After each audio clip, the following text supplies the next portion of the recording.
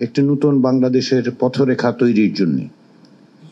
এই কাজে ব্যর্থ হলে জাতি আসলে আমাদের ক্ষমা করবেন না। দীর্ঘদিনের সংগ্রাম এবং অনেক প্রাণের বিনিময়ে আমরা এখানে এসেছি। 6টি সংস্কার কমিশনের প্রতিবেদনগুলোতে সেই ভবিষ্যৎ পথরেখার কথা বলা হয়েছে। এখন আমাদের কাজ হচ্ছে ইতিমধ্যে যেসব সংস্কারের সুপারিশ করা হয়েছে সেগুলোর ব্যাপারে ঐকমত্য তৈরি এবং সেগুলো বাস্তবায়নের পথ পদ্ধতি তৈরি করা। রাষ্ট্রের সংস্কার একটি চলমান প্রক্রিয়া, কিন্তু সংস্কারের শুরু না করলে সেই প্রক্রিয়া অগ্রসর হবে না। সবচেয়ে বেশি দরকার সেই কারণেই সকলের সম্মতি এবং ঐকমত্য, যাতে করে এই প্রক্রিয়াটা অগ্রসর করা যায়। এই ঐকমত্য তৈরির জন্য কমিশনের পক্ষ থেকে আমরা রাজনৈতিক দল ও রাজনৈতিক শক্তিগুলোর সঙ্গে দলগত ও জোটগতভাবে যোগাযোগ ও বৈঠক করব। কিন্তু আনুষ্ঠানিক বৈঠকের চেয়েও জরুরি হচ্ছে কমিশন ও দলগুলোর মধ্যে সার্বক্ষণিক যোগাযোগ থাকা এবং অনানুষ্ঠানিক আলোচনা। বিভিন্ন সময়ে সকলের সঙ্গে আমরা এই একই আকারে আবারও মিলিত হব।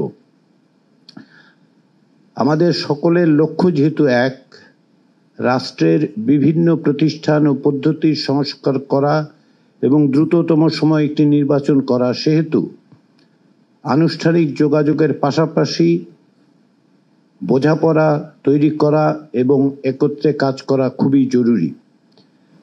আমরা নিশ্চিত যে আপনাদের কাছ থেকে আমরা সেই সহযোগিতা পাব, কেননা আমাদের কাজ হচ্ছে আপনাদেরকে সহযোগিতা করা।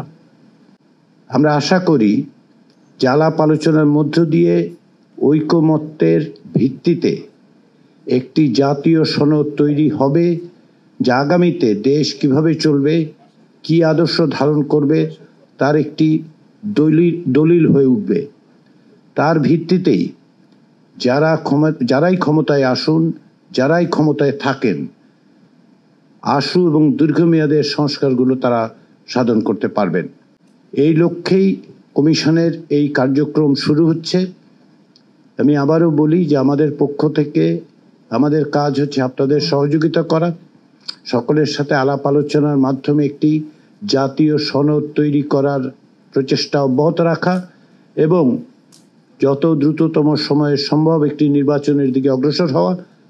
সর্বোপরি এমন একটি দলিল তৈরি করা তা যেন ভবিষ্যতে বাংলাদেশের, যাকে আমরা বলছি নতুন বাংলাদেশ, তার পথরেখা নিশ্চিত করতে পারে। এই কথা বলে আমি আবারও কমিশনের পক্ষ থেকে আপনাদের ধন্যবাদ জানাই। আমাদের যে 6টি কমিশনের প্রধানরা এখানে উপস্থিত আছেন, তারা এবং আমাদের কমিশনগুলোর যারা সদস্য ছিলেন, তাদের সকলের চেষ্টার মধ্যে দিয়ে আমরা যে সুপারিশগুলো তৈরি করেছি সেগুলি আশা করি আপনারা পর্যালোচনা করবেন, বিবেচনা করবেন। এগুলি ইতিমধ্যেই ওয়েবসাইটে দেয়া হয়েছে এবং পাশাপাশি আমরা চেষ্টা করব অচিরেই এগুলি আপনাদের কাছে, যেভাবে আপনাদের সাথে যোগাযোগ হয়েছে তার মাধ্যমে পৌঁছে দেওয়ার জন্য। এর বাইরে যে কোনো সময়, যে কোনো পরিস্থিতিতে আপনারা, যেটা আমি আগে উল্লেখ করেছি, যে সার্বক্ষণিক যোগাযোগের মধ্যেই আসলে বোঝাপড়া আলাপ আলোচনাটা অগ্রসর হবে। আনুষ্ঠানিক যোগাযোগ যেমন থাকবে, অনানুষ্ঠানিক আলোচনা অব্যাহত থাকবে। তার মধ্যে দিয়ে আমরা আশা করছি যে ঐকমত্য তৈরি করতে পারবো এবং সময়ে সময়ে আমরা এইভাবে মিলিত হব, দলগতভাবে, জোটগতভাবে। এর বাইরেও আমরা সকলে মিলেও এখানে সমবেত হব। সেই প্রচেষ্টার শুরুতে আপনাদের কাছ থেকে সকল রকম সহযোগিতা এবং সমর্থন আশা করে জাতীয় ঐকমত্য কমিশনের পক্ষ থেকে আমি আমার বক্তব্য শেষ করছি।